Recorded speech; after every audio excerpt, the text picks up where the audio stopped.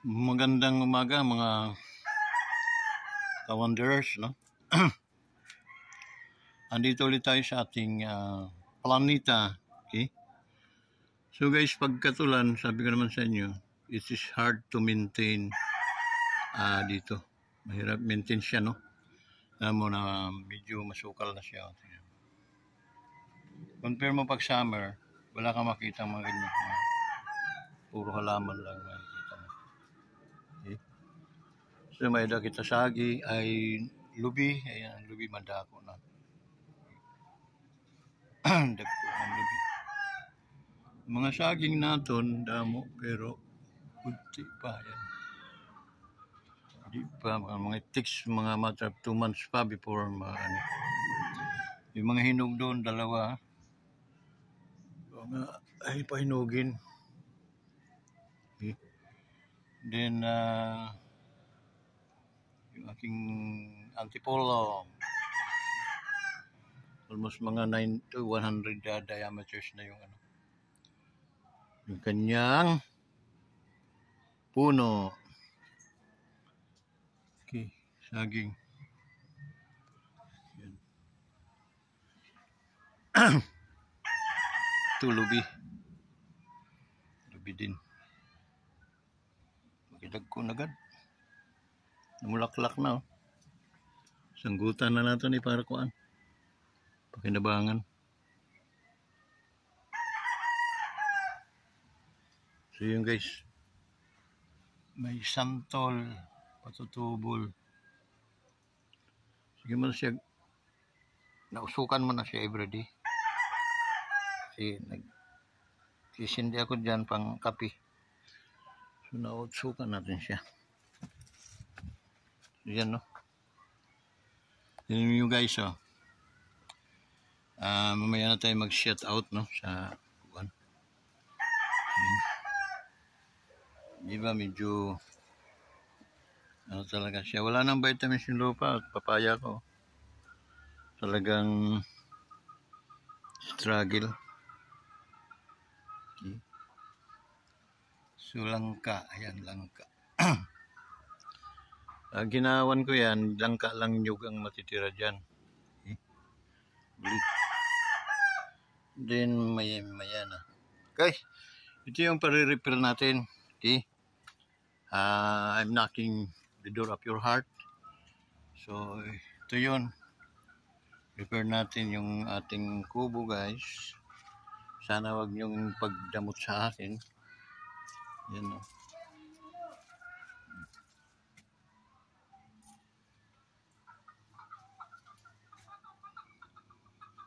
Yan, kaya repair na natin ito guys, for the sake na ang repair niyan guys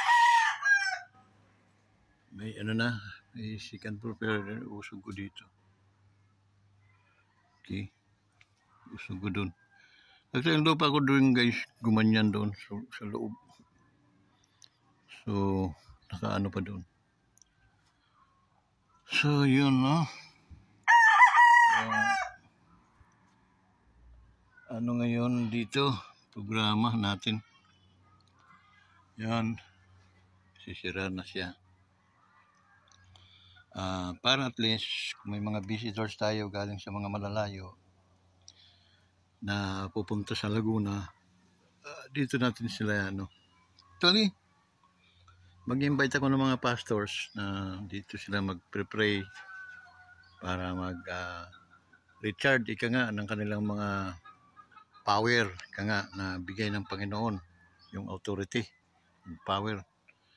So recharge nila dito, kumbaga nandito yung charger ng mga pastor, kaya invite natin mga pastor mag one accord sila sa prayer, no? Yung mga Paul Gospel lang.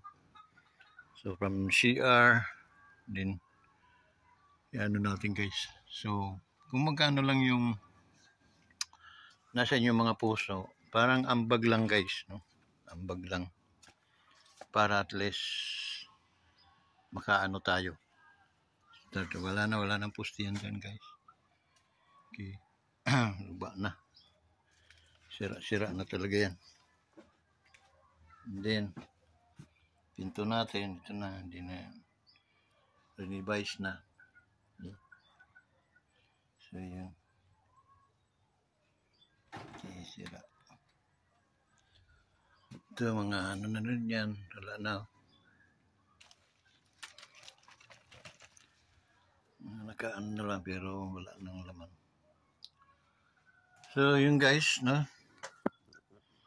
So, kahit man medyo sabihin natin malaki yung maano ko dito, maano natin, dahil sa gaano man kabigat yun, at kung tayo naman ay kaya naman ay umuusong, it means makakayanan din. Okay? Yung mga ano natin, mga ambag, kunting ambag, pag naipon naman yon, so magiging solido at persado na yun. Okay? So ako yung kumakatok sa inyo mga puso guys, na naway inyong ano ng ating project, nawa kayo ay tumimbang, ika nga, no? Sa kunting barya na makakayanan ninyo, ay ako'y nagpapasalamat daw at alam ko na ang Panginoon ang magbabalik ng maraming beses sa inyong mga biyaya. Okay? So, matubayan nawa kayo. So, through GCash na lang guys, no? Yung mamaya ilalagay ko yung GCash dito sa bandang dulo ng ating ating vlog. Natin ilalagay. So, sa mga ka-wonders na may extra, no? Yung may extra naman tayo, wag po kayong maganong tumulong sa atin, sa lalo na project natin ay alam kong makakayanan ko ito. So maraming salamat sa inyo guys, sa ating mga ka-wonders, sa ating mga kaibigan, na they are willing to help to repair, no? Rebuild natin yung kubong panalanginan, pamahingahan at panalanginan. So yun, sana sa mga pastors, ang panalangin po ninyo ay siyang malakas na sandata upang matapos at magawa po natin ito. So maraming salamat sa mga pastors. Dan pala sa Tacloban, ang ating bishop dyan, si Bishop Bin Padrigues. Okay, praise God. God bless po, Pastor, Bishop. Shout out sa inyong lahat. Ito yung mga CIK family. Okay? Shout out sa inyong lahat. Patnubayan ng Panginoon, buhos ang biyaya sa bawat isa sa inyo dyan. And then, lumago ang gawain ng Panginoon sa pangalan ni Jesus. Ang naniniwala na hindi marunong magbigo ang ating Panginoon. So, yun. So, through prayer, matutulungan na po ninyo ako. And then, this place na mailagay natin to, malaking bagay. Okay? Sa totoo lang guys, kahit ganito lang ang kubong ito noon, ang maganda ito, dito po ako nananalangin noon. Dito ko umiiyak sa Panginoon sa lugar na ito guys. Okay? Kasi napakasarap purihin ang Panginoon dito, napakatahimik. Okay? So yun guys, sana wag nawa ninyong bibiguin ang ating plano to repair this. Ambag-ambag lang guys, ambag-ambag, truk, chikas lang. Maraming salamat po sa inyong lahat. Ingatan nawa kayo ng ating Panginoon, ng ating mga OFW na willing din, no, mag-aambag. So mag-ambag lang po kayo through Gcash. And then ilinilista po natin yun, no? Pag every weekend, babasahin po natin yung mga nag-donate, mga nagbigay, no? sa atin para sa repair ng ating kubo. Maraming salamat sa inyong lahat. Sa pangalan ni Jesus. Amen. Maraming salamat. Praise you. Yun guys. Okay. So, maraming salamat ulit. Okay. Send us through GCash. Teka.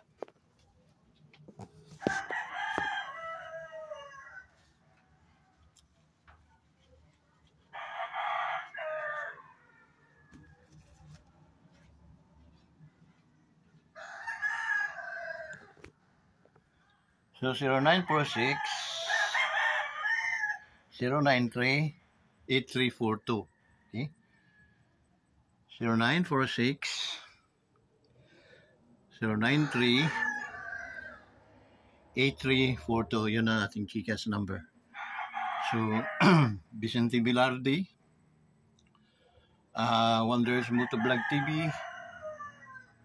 GCash number is 0946 093 8342. Okay? God bless to all, guys. God bless. Maraming salamat po. At advance Merry Christmas to all of you. And wishing you a victorious New Year to all of you guys. Thank you so much. Thank you so much.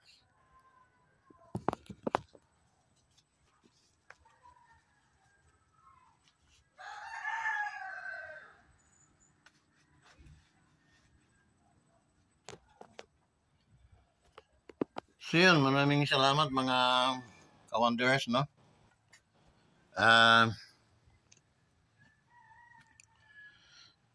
Dito po tayo sa ating planeta. Okay? So, maraming salamat for year 2024. Meron ng mga dadayong pastors dito so that they can bring their agony to the Lord. Although kita naman ng Panginoon. Pag nalagyan ito guys ng second floor, napakaganda. Tahimik siya guys. Napakatahimik. So,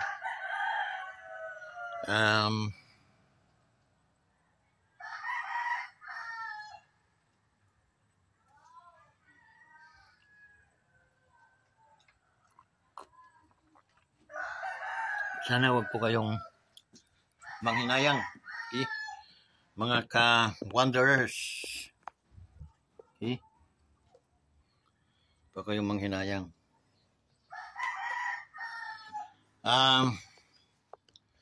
Ano po ang ating anohan ngayon, no? Sa lahat ng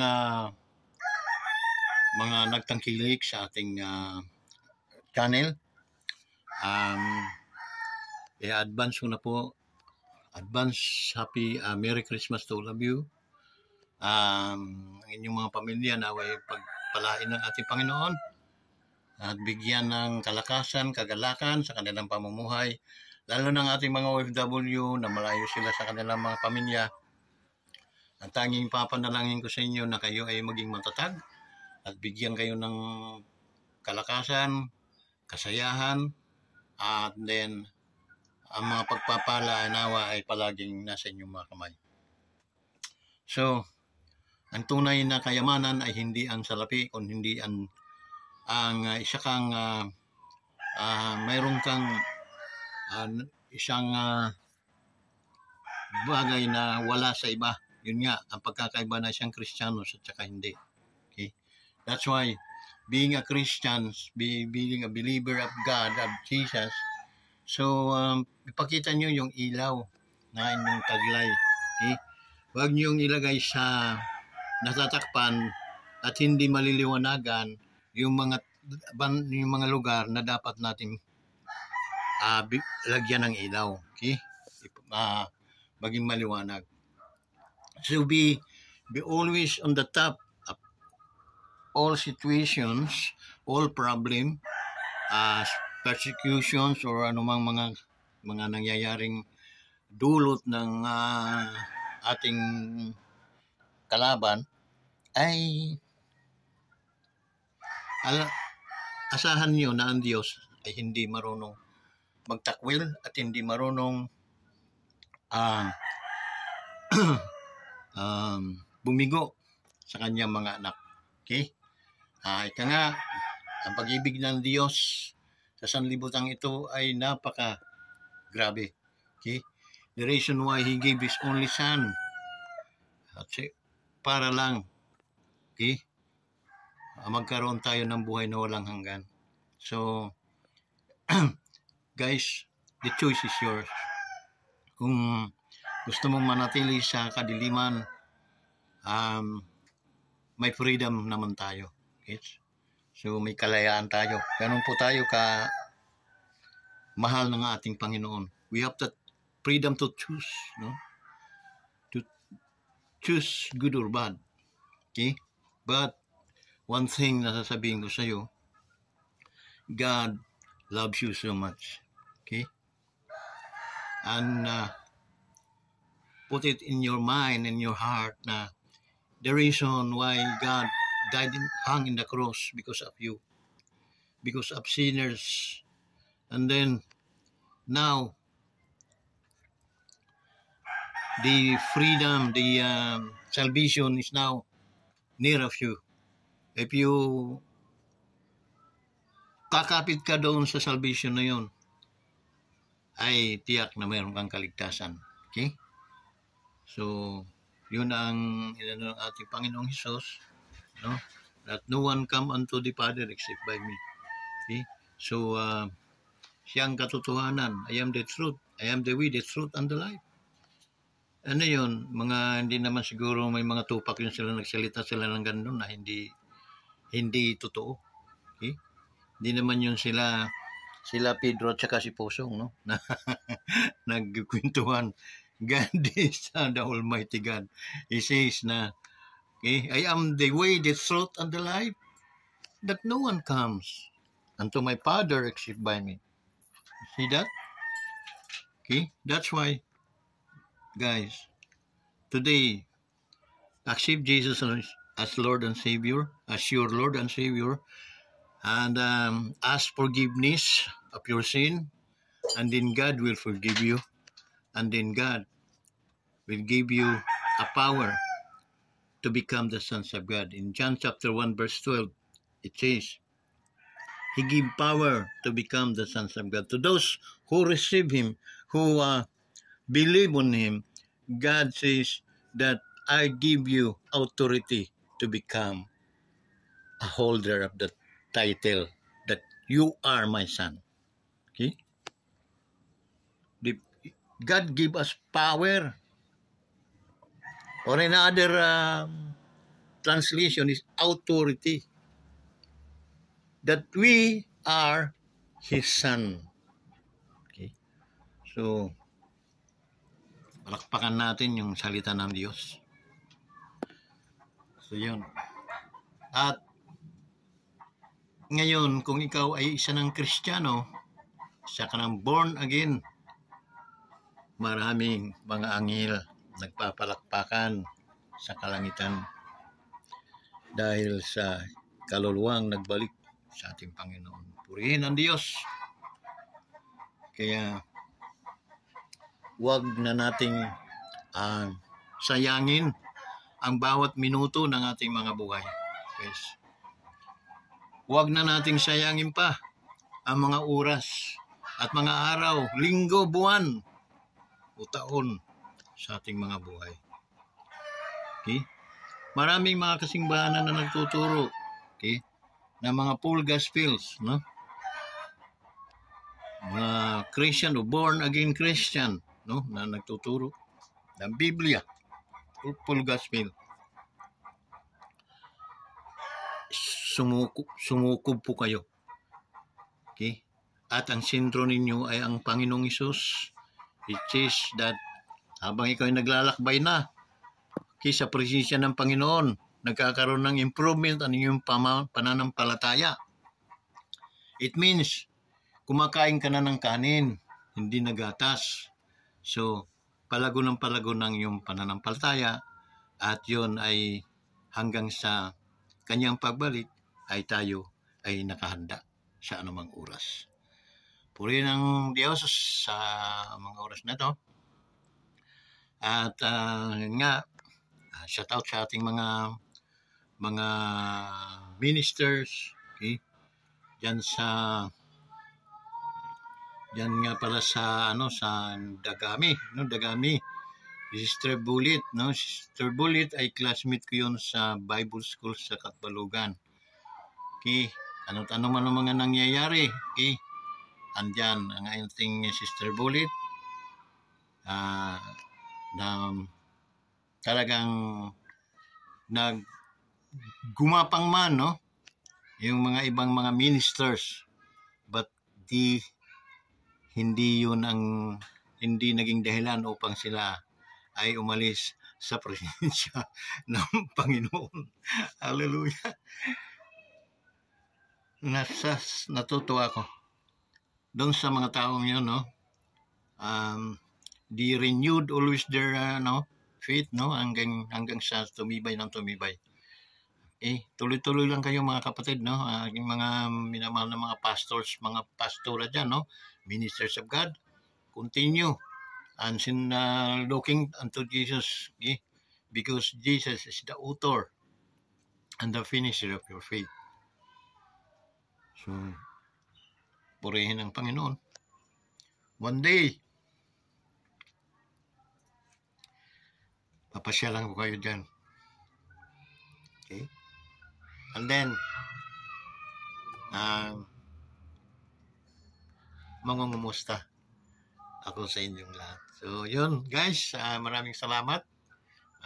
Salamat din kina Sister Ipin dyan sa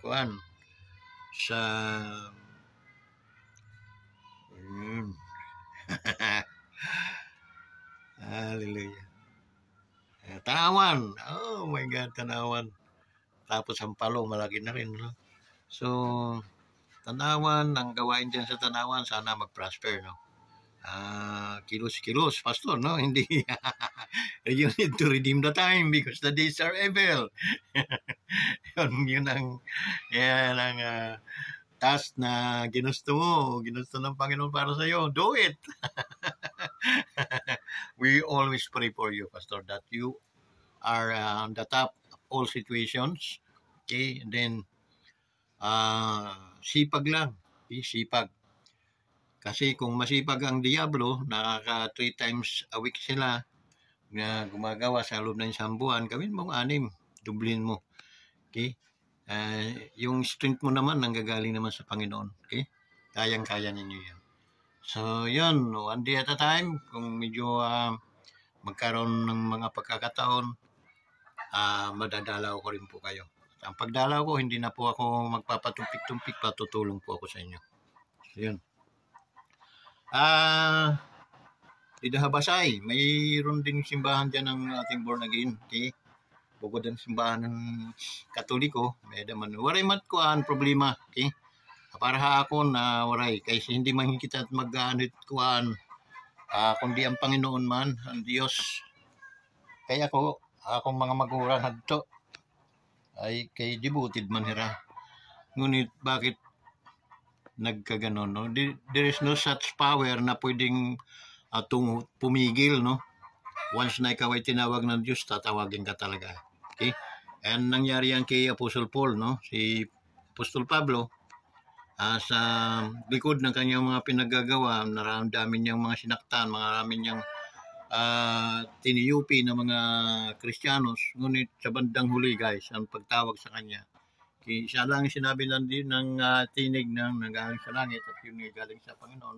Sabi niya na, it is hard to kick the pricks. Huwag mong sisipain yung matulis na bagay at napakahirap, masasaktan ka. Okay? That's the reason why that Apostle Paul falls down, no? Bumagsak siya sa lupa, and then nakita niya yung deliverance na kanyang mga kasalanan. So, anong pinag-iba sa atin? Apostle Paul is a purely human being like us. We are also a human being. If the miracle happened to him, the miracle happened to you right now. Woo. Hallelujah. So that's why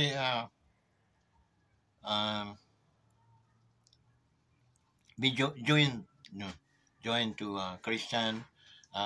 Dumalo kayo sa mga invite niyo yung mga kaibigan, mga pastors ninyo, invite niyo ng Bible study sa inyong mga tahanan because it is a big blessing. Okay? Big blessings. Why? Madadalahan ng magandang balita, liwanag, asin, pag tinapay ang inyong tahanan. Napakaraming simbolo nung salita ng Diyos. Siya ay isang ilaw, siya ay isang asin, siya ay isang tinapay, at siya rin ay isang tubig na buhay. Imagine mo yon. At yung salita na yon ay palaging dinadala sa inyong tahanan, anong biyaya kaya magkakaroon kayo? Try it. Okay?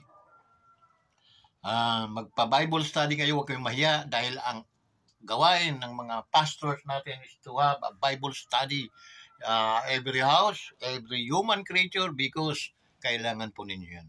Okay? Man shall not live by bread alone, but in every word that proceeded out of the mouth of God. So, hindi lang pala tayo nangangailangan ng pagkain, kundi bagkus nangangailangan din tayo ng mga salita ng Diyos, pagkain ng ating spiritual na buhay. Okay? That's why invite them to have a Bible study. Kahit ikaw Kristiyano na, and then kung ikaw Kristiyano, invite ka ng Bible study sa inyo, mag-invite ka rin ng mga unbeliever doon sa inyo. That's the way how to gain souls.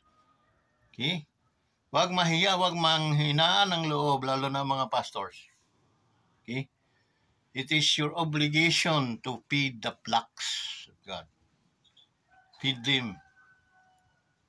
Otherwise, magsisisi ka sa bandang huli.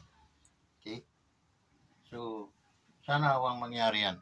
Huwag mangyari yung kapatid. Okay?